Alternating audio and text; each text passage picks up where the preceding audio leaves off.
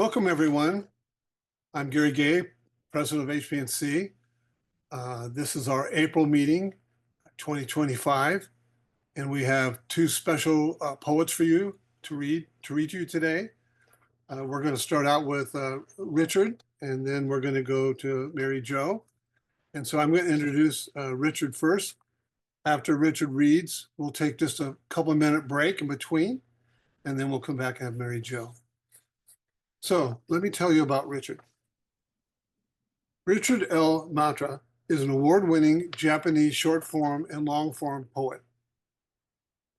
Hundreds of his poems have been published in highly reputable worldwide journals. A Pushcart nomination recipient of 2023, his Haiku and Haiku have been nominated for Touchstone Awards. He served as editor for the inaugural issues of Laurels, a Tonka journal, and he co-judged the Haiku Society of America Renge contest with Billy D. Some of his long-form work is published in McQueen's Quarterly, Red Rock Review, Stirring, One Art, and his haiku can be found in Modern Haiku, Frog Pond, Heron's Nest, and many other short-form journals. Richard's diverse educational background in chemical and environmental engineering, biomedical, and forensic sciences informs his poetry. His hobbies are equally diverse and have included stained glass making, pottery, silversmithing, surfing and kayaking, sailing and ocean fishing. He's often by or on the water with his golden doodle dog, Elliot. Originally from a small town near New York, Richard now resides in San Diego, California. And Richard, take it away. Okay, thank you very much. I'm going to go ahead and open up the PowerPoint if that feature is enabled right now. Yeah, so I'm Richard Matta. I'm in San Diego, California. And, first I want to thank the executive committee very deeply for the opportunity and the honor of providing this presentation. For the next 15 minutes, there are so many people on the receiving end who have so many years of experience studying haiku, writing haiku. I consider myself a rookie in comparison. I'll never be the person who says that I don't have anything to learn about haiku. I think I'll always consider myself to be kind of a rookie at it. One of the reasons I feel so strongly about acknowledging this as such an honor is that, I've gone through times because I don't post on Facebook, and I don't workshop poems with a small group of people, that I have had to reach out to, like I used to reach out to Debbie Kaloji, and I sometimes just say, I don't think anybody is reading anything that I write. I never hear a word.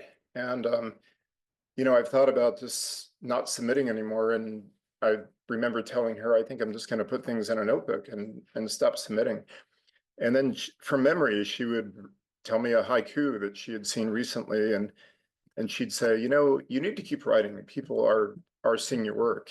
And so I think I'd like to make a little plug for, maybe we'll call it under the hat of regional coordinator, but I think that workshopping haiku, workshopping poems is a really wise thing to do, not just because, changing an E to an ING might be the difference between getting published in Acorn or winning a prize, but you also have formed relationships and people are comfortable sending you a text or sending you an email and saying, hey, I saw your haiku, that's great, or I remember that haiku, good job. So I'd like to make a little plug for that, but let me move on. It's a little, I guess, untraditional to start off with a long form poem in a presentation like this, but like many of you, I came from writing long form poetry, and this is Bird of Paradise. Its leaves are like hollowed green bananas, set to float like canoes or catch rain clues. Its birds here with their peeled orange reindeers, turning to listen to whispering wind. They nod their colorful heads like pump jacks, extracting solutions from deep below. The white tips of their blue stamen runways guide sunbirds who might have hints in their songs. Each bract gives birth to birds on distinct paths, denying belief there is only one. Every bird born of the plant already a part of paradise, but they all keep looking. Now, when like I said, I started writing long form poetry, and unlike many of you, I wasn't introduced to haiku, in the Hudson Valley of New York as a child. In fact, it was many, many years later that I was taking a kind of a city class on poetry, and they talked about a bunch of different forms of poetry, sonnets, villanelles, everything. And the instructor, who wasn't particularly fond of haiku, happened to mention a little bit about haiku, and I ended up buying a poetry forms book, and I read up on it, and I thought, this is perfect for me, with my background, my inclination to see images and imagine associations with those images. And I'm going to move on to a haiku that wasn't in any way related to Bird of Paradise when I wrote it, but I just happened to notice later some similarities. Prayer garden breeze. Each paper lantern leans its own way.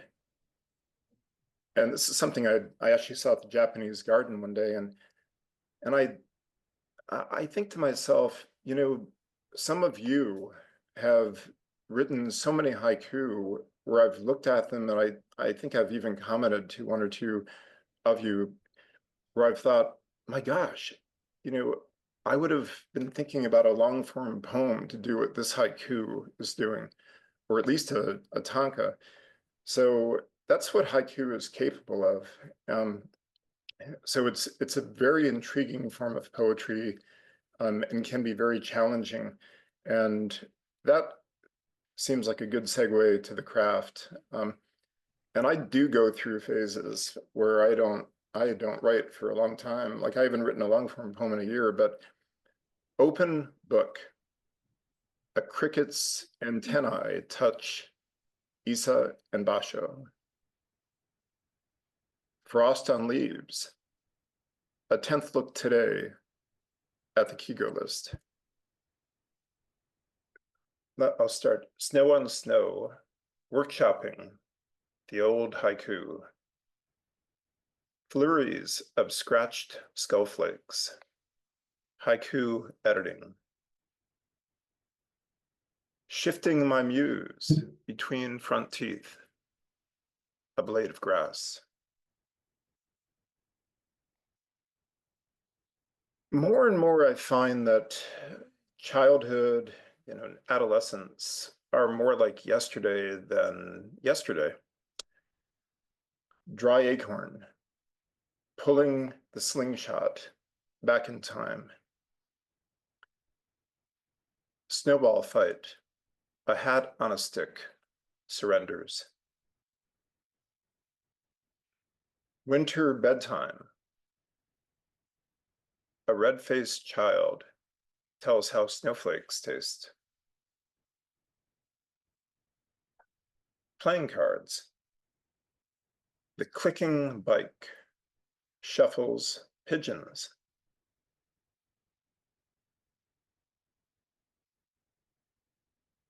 A child still in the reflection.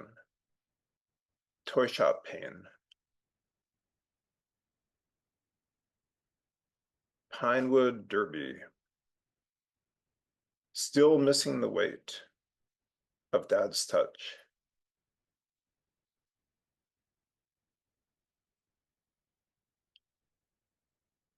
So moving into college,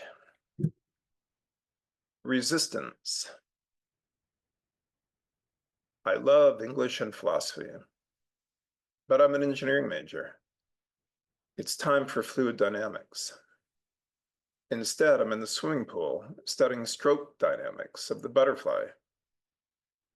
During mechanical engineering class, I'm clutching barbells, testing my strength. Evenings are spent in the Arts and Literature Library. I'm distracted from reading the books for my major by all the ambient sounds. Roaming floor to floor, I diagnose noise sources, balance off-kilter tables, adjust vent grills, and stuff cardboard between vibrating pieces. It takes 3 years for the engineering theory to make practical sense. Meanwhile, the library is full of interesting books now that I've conquered the noise. Autumn leaves, aerodynamics lost in their beauty.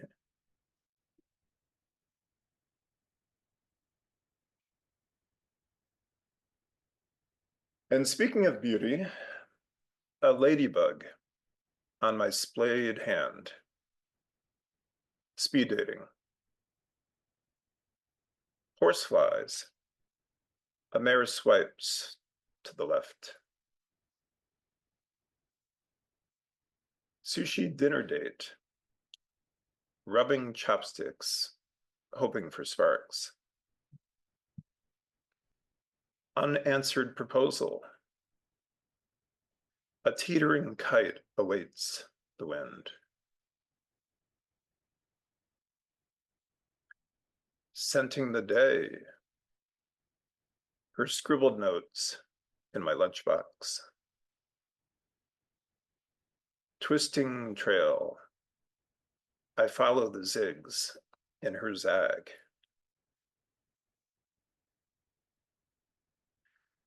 I've got an environmental background. I guess it was to balance the chemical engineering undergraduate, and I have noticed a lot of change in the environment, from chainsaw to grinder to mulch, scent of pine, all this light, all the wrong way, turtle hatchlings.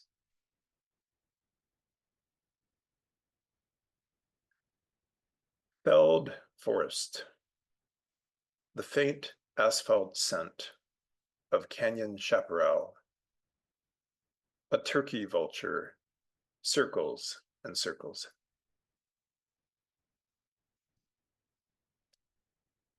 Scavenging, an eagle adds sled to its collection. Who would guess? The long shadow of a bonsai tree.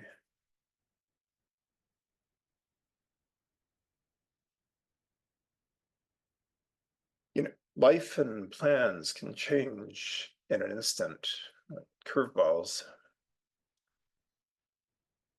ER waiting room, my estimated time cut 20 years.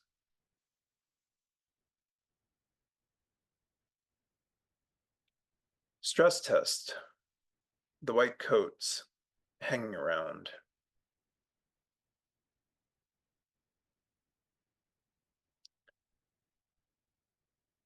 Falling acorns. A key turns tumblers in a lock.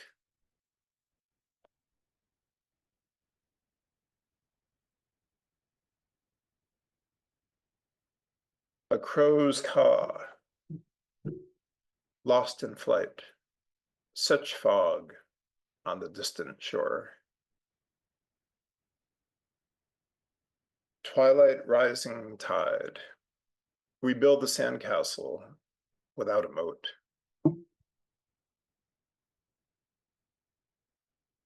Spelunking, another cave to withdraw in.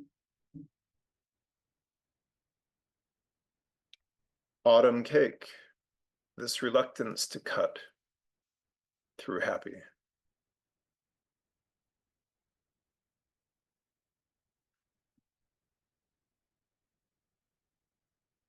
We find sometimes the best way to live is in the moment, not the future or the past. Hard reset. Cherry blossoms settle on my keyboard. Waxing moon.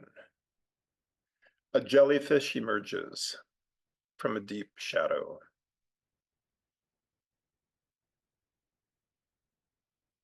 Trail hike. A butterfly lightens my load. Down the hill doing cartwheels. A maple leaf.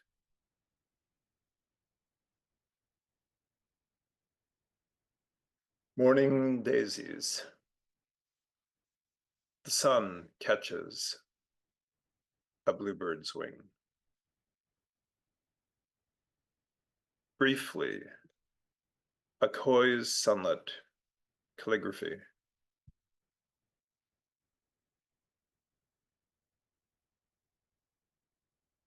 A gray heron eyes an old golden koi. In the distance, the rumbling call of Fujisan clouds.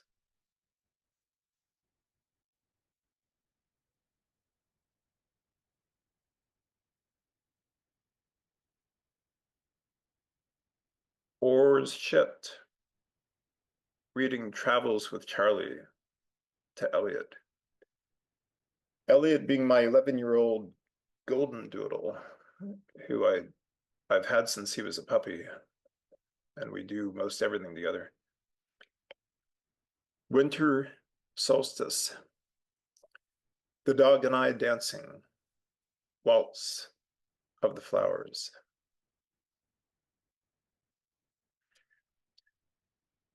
So all of these poems have been published here or there, somewhere in contests. And one thing I want to do is, it's very common for we poets to thank the editors for publishing our work, and I certainly am very, very happy to have had these works published. I also want to thank the editors for what they haven't published. So, I've done some editing. It's a very, very difficult job. My hat is off to editors, in the group who are out here in this group right now. Others, it's a tremendous labor of love, and it's just it's so valuable, so valuable a job, and so important that they select the best work that you submit. I mean, as an editor, I've seen some work from really well-known poets, and I've thought, oh, that person is human after all, and of course I didn't select that work, but I do want to thank the editors and the judges, and I want to thank everybody here for your time and attention.